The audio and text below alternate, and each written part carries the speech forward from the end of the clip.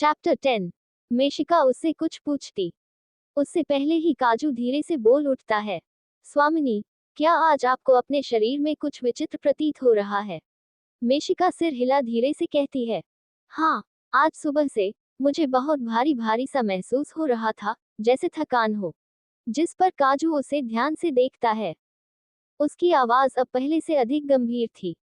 ऐसा इसलिए क्योंकि आपकी शक्तियां जागृत हो रही हैं, स्वामिनी। उन्हें नियंत्रित करना आवश्यक होगा, अन्यथा वे स्वयं आपको नियंत्रित करने लगेंगी। मेशिका हल्का सा भौं उठाती है। हम इतने भी कमजोर नहीं हैं। काजू मुस्कुराता है। कमजोर नहीं, पर अत्यंत शक्तिशाली अवश्य है। इसीलिए आप अब तक पुरानी मेशिका की प्रथम सतर की शक्तियों को बिना किसी प्रशिक्षण के सह पा रही हैं। जिसके कुछ पहर पश्चात वह आंखें बंद किए, पैरों को मुड़े ध्यान मुद्रा में बैठी थी। उसकी सांसें धीमी थी, पर उसके चारों ओर नारंगी रंग की एक हल्की चमक गोलाकार रूप में फैलती जा रही थी। वही काजू उसके बालों में किसी जुड़ामणि की भांति लिपटा हुआ था। जिसके बाद वह धीरे धीरे अपनी आंखें खोलती है। उसका शरीर पसीने में लथपथ था, परंतु भीतर ऊर्जा प्रवाहित हो रही थी। वह अपना हाथ बढ़ाकर काजू को अपनी हथेलियों में लेती है, बिल्कुल पेड़ से लिपटी किसी बेल की तरह। मेशिका फिर उसकी आंखों में देखते हुए धीरे से कहती है, हमें राज्य भ्रमण पर जाना है। काजू तुरंत उत्तर देता है, रात्रि में जाएंगे, स्वामिनी। तभी आप राज्य को सही रूप में समझ पाएंगी और काशरी बाजार में भी जा सकेंगी। मेशिका ठिठक जाती है। काशरी बाजार। काजू हल्का सा सिर झुकाता है। जब से आप इस संसार में आए हैं, उसी क्षण से मैं भी जागृत हुआ हूँ। इसलिए मुझे ऐसा प्रतीत होता है कि हमें वहां अवश्य जाना चाहिए। मेशिका की आंखें संकुचित हो जाती हैं। 1 मिनट, तुमने अभी क्या कहा? अच्छे से समझाओ। काजू कुछ क्षण मौन रहता है। मालकिन, मुझे भी सब कुछ अधिक ज्ञात नहीं है, पर इतना अवश्य जानता हूँ कि आपका आगमन और मेरा अस्तित्व एक दूसरे से जुड़े हुए हैं। मेशिका कुछ क्षण उसे देखती रहती है, फिर धीरे से पूछती है, और तुम्हें इस संसार के बारे में इतनी जानकारी कैसे है? तो काजू शांत स्वर में, वह पहले से ही मेरे भीतर थी। जिसके बाद मेशिका एक शब्द भी नहीं कहती। वहीं दूसरी ओर महाराज अपने कक्ष के बैठक भाग में अनुप्रिया के साथ बैठे थे। वातावरण गंभीर था। महाराज धीमे स्वर में कहते हैं, छोटी रानी, हमें लगता है कि महामंत्री का सुझाव उचित है। उस बांध का जल रोक देना चाहिए। राज्यसभा के अधिकांश लोग भी इसी पक्ष में हैं।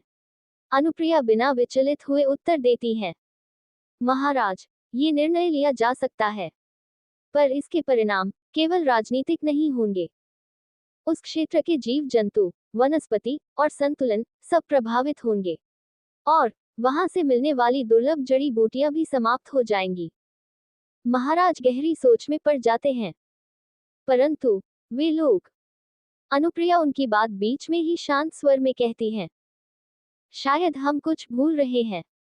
कभी वही लोग हमारे राज्य के प्रमुख सेवक हुआ करते थे, पर उस घटना के बाद वे हमसे कुपित हो गए। तभी दरवाजे की ओर से ममता की आवाज आती है, छोटी रानी, आप जिन लोगों की बात कर रही हैं, वह वही लोग हैं जिन्हें हमने अपनी दया पर पाला, और उन्होंने हमारे ही विरुद्ध विद्रोह कर दिया। उनके चेहरे पर क्रोध और भय का अजीब मिश्रण था, जिसे वे छुपाने का प्रयास कर रही थी। महाराज की भारी आवाज गूंजती है, ममता, ये हमारे और अनुप्रिया के बीच राज्य का विषय है। कोई युद्ध नहीं जिसमें हमें किसी का अस्तित्व मिटाना हो, और आप बिना अनुमति के इस प्रकार बीच में बोल कैसे सकती है? ममता तुरंत स्वर बदलती है, क्षमा कीजिए महाराज, हमारा वह अभिप्राय नहीं था। हम तो बस आपको ये बताने आए थे कि आपकी नाक के नीचे महल में क्या क्या हो रहा है। अनुप्रिया भौं चढ़ाकर पूछती हैं, आप कहना क्या चाहती हैं? ममता की आंखों में एक चमक उभरती है। कल रात्रि हमने राजकुमार विक्रांत को एक स्त्री के कक्ष से निकलते हुए देखा।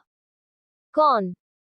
ममता धीरे पर स्पष्ट स्वर में कहती है, आपकी प्रिय राजकुमारी मेशिका, जिसकी हर गलती और अनुचित व्यवहार को आप सदा अनदेखा कर देते हैं। अचानक महाराज की कठोर आवाज गूंजती है, जुबान संभालकर बात कीजिए। ममता, आप किसके विषय में क्या कह रही हैं, आपको अंदाजा भी है? ममता बिना डरे कहती है, हम सत्य कह रहे हैं। विश्वास न हो तो आज रात्रि स्वयं देख लीजिए। इतना कहकर वह मुड़ जाती हैं। उनके जाने के बाद अनुप्रिया धीरे से कहती हैं, शांत हो जाइए महाराज, यह कोई भ्रम भी हो सकता है। पर महाराज के चेहरे पर अब शांति नहीं थी। राजमहल से कुछ दूरी पर एक एकांत भवन में एक स्त्री की दर्द भरी चीखें गूंज रही थीं।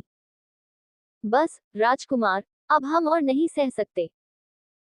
उसके सामने वाला व्यक्ति उसका गला कसते हुए कहता है, अब तू हमें सिखाएगी कि हमें क्या करना है, क्या नहीं।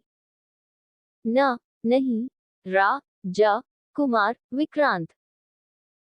कल रात्रि उत्तरिका के कक्ष से क्रोध में निकलने के बाद विक्रांत ने एक दासी को बुलाया था, परंतु रास्ते में उसे एक व्यापारी की पुत्री मिलती है जो उसे रिझाने का प्रयास कर रही थी, और तब से वह उसी पर अपना क्रोध उतार रहा था। वह बिस्तर पर बैठकर मन ही मन कहता है, उत्तरिका, हमारे अपमान का बदला हम तुमसे बहुत जल्द लेंगे। तभी वही स्त्री उसके कंधे पर हाथ रखती है, आपको याद है ना राजकुमार, आप महल लौटकर हमारे विवाह की बात करेंगे। विक्रांत हल्की मुस्कान के साथ कहता है, अवश्य प्रिय, आपको अपना बनाने के लिए विवाह तो करना ही होगा।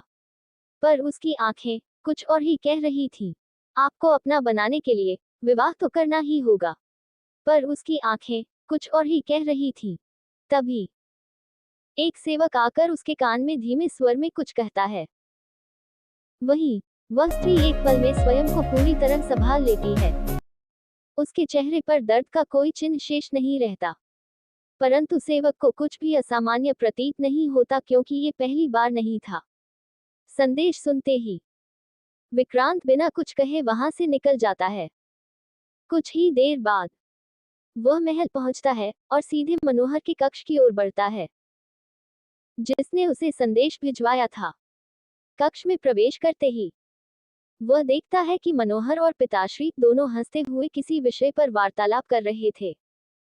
जैसे ही उनकी नजर विक्रांत पर पड़ती है, मनोहर मुस्कुराते हुए कहता है, विक्रांत, सुंदरियों को छोड़ थोड़ा समय हमें भी दे दिया करो। विक्रांत भी हल्की मुस्कान के साथ उत्तर देता है, जी भैया जी, वैसे सुंदरियां जो देंगी वो आप थोड़ी देंगे। उसकी इस बात पर मनोहर एक भौं उठाते हुए उसकी गर्दन पकड़ लेता है। मेरी बिल्ली मुझ पर ही पंजा मारेगी। विक्रांत हंसते हुए कहता है, अरे भैया जी, मजाक कर रहे हैं। फिर थोड़ा झुककर आंखों में हल्की शरारत लिए कहता है, वैसे सुनने में आया है कि राजकुमारी मेशिका सैकड़ों सुंदरियों से भी अधिक सुंदर हैं। तभी तो उनका चेहरा कुछ लोगों के सिवाय किसी ने नहीं देखा। मेशिका का नाम सुनते ही मनोहर की पकड़ उसकी गर्दन पर और कस जाती है। उसकी आंखों में अब मुस्कान नहीं थी, बल्कि एक चेतावनी साफ झलक रही थी। विक्रांत तुरंत स्थिति समझ जाता है और हल्के स्वर में कहता है, भैया जी, हम तो बस मजाक कर रहे थे। To be continued guys. Thanks for listening headphone.